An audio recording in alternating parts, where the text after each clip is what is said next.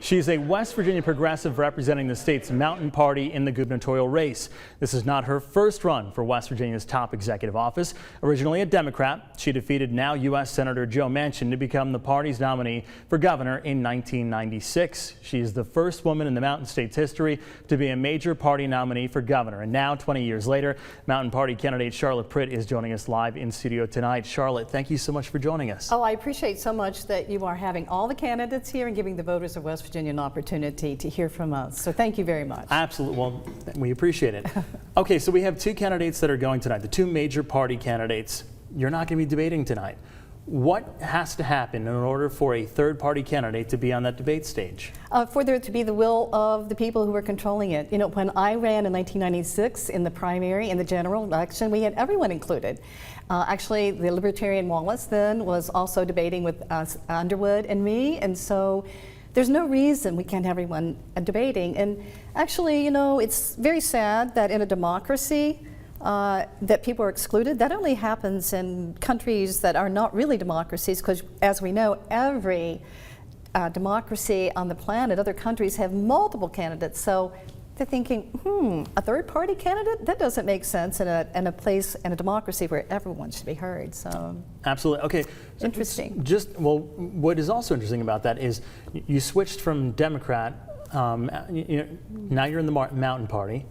Why'd you switch? Did you not think that you were going to be able to beat Jim Justice in the primary? Oh, no, not at all. Because you could have been on the stage if you would have beat him, then actually, you'd be there debating. It's because the Democratic Party left the working people. You know, I'm 100% for the seniors. I'm also represent working West Virginians, had 100% with United Mine Workers, AFL-CIO.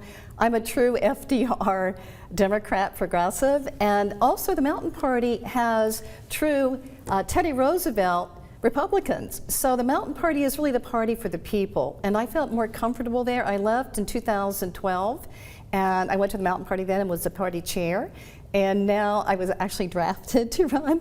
So and now that I'm out there and seeing what needs to be done, it feels very comfortable, and I'm very proud to be actually nominated, making history again, the first person who represented two parties as governor's race. Absolutely. We don't want to get too far along with that, but thank you for clearing the air on that. All right, so you claim to be the most experienced candidate of all the candidates that are running for governor, right? Yes. But it seems as though West Virginia voters, and I'm sorry to cut you off, but it seems as though West Virginia voters, both presidential and in the gubernatorial race, are moving more towards somebody with a business background, an experience in business as opposed to an experience as being a career public servant, if you will. Why do you think that is? Well, actually, I don't think that's true. You know, we've had business candidates in the past, and actually those business candidates, and we've had since 2012, basically corporate candidates, you know, with Joe and Earl Ray, and now with Justice being basically the corporate candidate. Both of these so-called major candidates are corporate candidates. But we looked at Bernie Sanders. He won every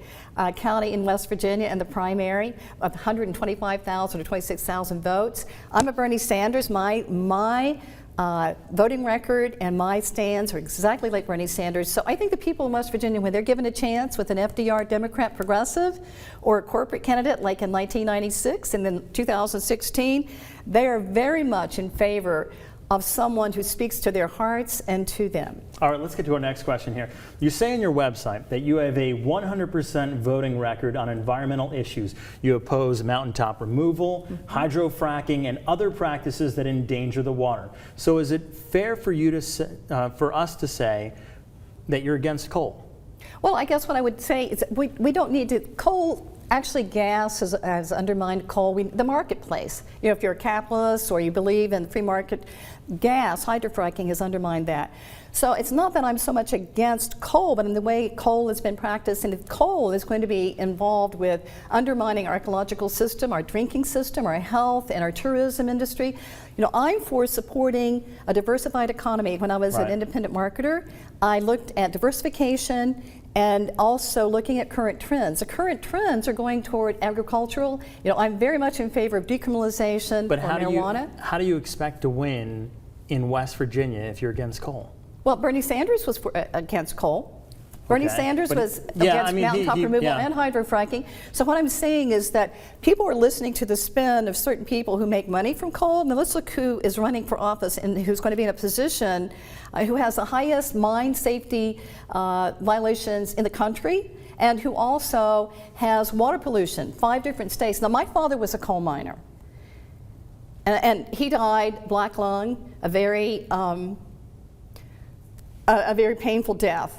And I am committed to making certain that no other West Virginian, regardless of whether they're your father or your son, and I was with my father to the very end. I stayed with him, and I heard him gasping for breath, and he told me it was very painful to die of black lung or pulmonary problems.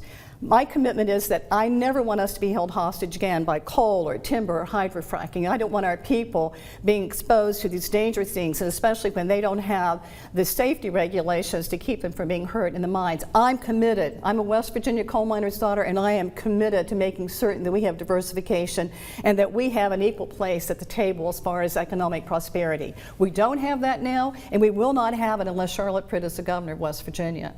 Charlotte Pritt, thank you so much for your time today. We appreciate it. Well, you're very, very welcome, and thank you.